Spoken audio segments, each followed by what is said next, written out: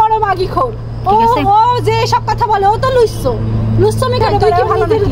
বিয়ের আগে পরে সবসময় ওর টাকা জোরেও বাড়ি মেয়ে মানুষ নিয়ে যায়, নিয়ে সই। শর্মিলা কোনো মিথ্যা কথা বলিনি, ও সব মেয়ে নিয়ে যায়, ও পরকিয়া করে। 5 ওয়াক্ত এই মাটির পরে কবরে তো আমার যাওয়া লাগবে। আমি যদি মিথ্যা কথা বলি তাহলে আল্লাহ যেন আমার কবরে না নেয়, আল্লাহ যেন আমার উপরেই বিচার করে দেয়, দুনিয়ার উপরেই যেন আমার বিচার করে। তো আসলে এমন ভাবে মানুষের কথা উপস্থাপনা করে যে কোনো মেয়ে পাগল হয়ে যাবে ওর জন্য। কিন্তু ওর ওই ফেসবুক লাইভ, ওর পেজ দেখে কেউ কখনো ওর সাথে বিয়ে শাদী করবেন না, সম্পর্কেও জড়াবেন না। ও প্রত্যেকটা খাবারে মুখ দিতে পছন্দ করে, এক খাবার ওর ভালো লাগে না। প্রত্যেক খাবার বলতে কি বলতে যাচ্ছেন? মেয়ের সাথে রাত কাটাতেও পছন্দ করে। ও বলে যে আমি দেহ ব্যবসা করি, শর্মিলা দেহ ব্যবসা করে, মুক্তা এসপিওসির কাছে শুয়ে বেড়াই, বলে লুচ্ছর ঘরে লুচ্ছ। তুই যেটা বিয়ে করিস সেইটাই কি খারাপ হয়? আলম হাসান ওরফে বউ ব্যবসায়ী। আচ্ছা আচ্ছা। সে আসলে আমার কাছে টাকা পয়সা চাচ্ছে বিয়ের 3 দিন পরে, আর আমার অকথ্য ভাষায় গালাগালি দিচ্ছে, মারধর কাছে যেখানেই নিয়ে যায় সেখানে সরকিল লাঠি অকথ্য ভাষায় গালাগালি দেয়। রাস্তায়, রিক্সায়, বাড়ি গাড়ি, ওয়াশরুম থেকে শুরু করে সব জায়গায় ভিডিও করে। আমি ভিডিও করতে ইচ্ছুক না। এর আগে যতগুলো ভিডিওতে আমি কথা বলেছি সে আমার শিখাই দিয়েছে, তার বলা বলি আমি আপনাদের কাছে বলেছি, আর এখন আলম হাসান শিখিয়ে দিয়েছে। আর এখন যেগুলো বলছি আমি আমার নিজের জ্ঞানে, শখ জ্ঞানে আমি এই কথাগুলো বলছি।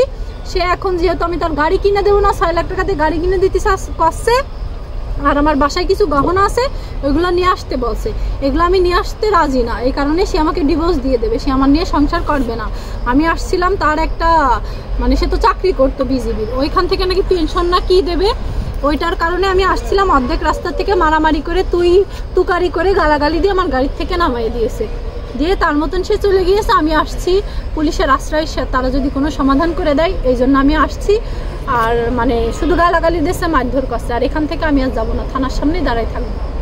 আজকে থানায় থাকবেন নাকি?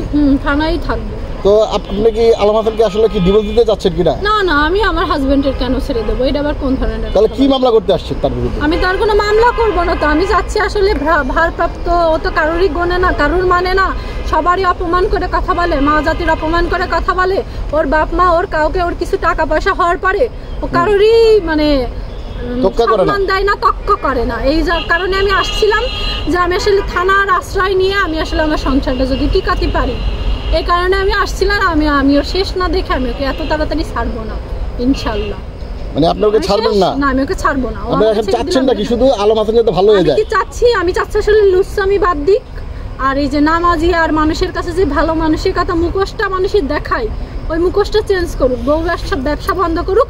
আমি ওর সাথে কোনো ভিডিও করতে পারবো না, তাও আমার নিয়ে সংসার করা লাগবে। বিয়ে কেন করলি তুই? আমার সাথে যদি সংসারই না করবি, আমার ইজ্জত হানি করে, আমার তলের ভিডিও উপরে নিয়ে আসে মানুষের দেখায় খারাপ মেয়ে প্রমাণ করে, এখন তুমি আমার কেন ছেড়ে দিবা?